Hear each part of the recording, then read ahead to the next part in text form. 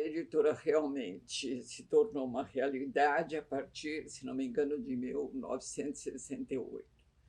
Aí Jacó me convidou para secretariá-lo e aceitei. Enquanto isso, várias edições e livros foram produzidos, e entre eles, muitos dos quais tinham uma discussão bastante interessante e interna entre eu e ele, porque eram problemas de vivência judaica, da guerra e de que envolviam nossos assuntos familiares.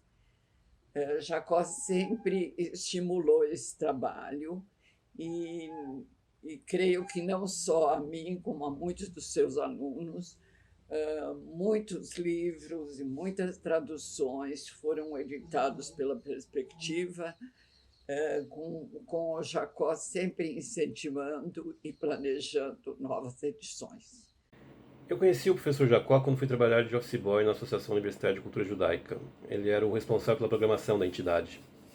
Com a convivência, além, é claro, do intelecto superlativo e do temperamento mercurial, para usar uma palavra que ele gostaria, os dois talentos dele que ficaram mais evidentes para mim foram a capacidade que ele tinha de agregar as pessoas em torno de algo, mas também em torno de si mesmo, e o fato de que ele era alguém que encontrava soluções para seguir em frente.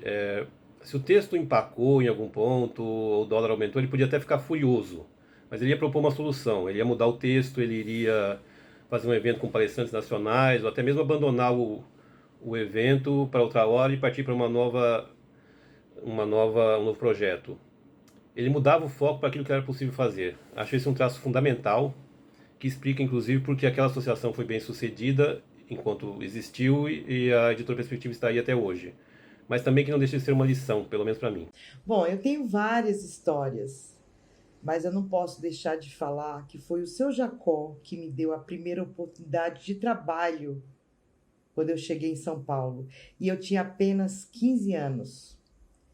Foi ele que me ensinou a ser forte, corajosa e honesta, mas principalmente a gostar de trabalhar com livro. E assim eu trabalhei na editora com o seu Jacó, na Perspectiva, por 42 anos. Que honra!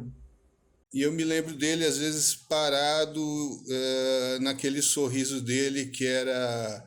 Ele, apesar de parado, ele mexia o corpo inteiro para dar uma risada. E, às vezes, a gargalhada era tanta que aí ele se permitia jogar o corpo para trás e rir para o alto, né? Então era essa imagem que eu tenho do seu Jacó, e assim, na parte pessoal, sempre muito, como é que eu posso dizer, generoso comigo, porque eu sempre quis escrever coisas, artigos e contos,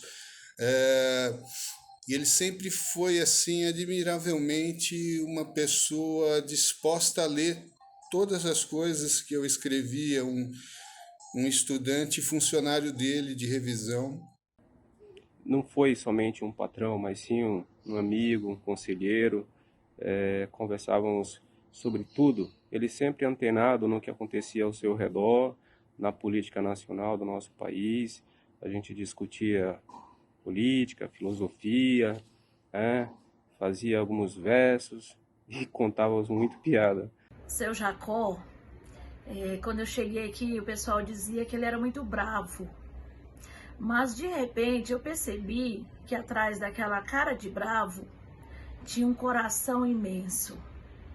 Ele não tomava café da manhã sem me perguntar se eu já tinha tomado café. Ele não almoçava sem perguntar se eu tinha almoçado. Ele me pedia um pouquinho, por exemplo, um pouquinho de sopa, aí eu trazia muito. Um pouquinho de suco, eu trazia muito.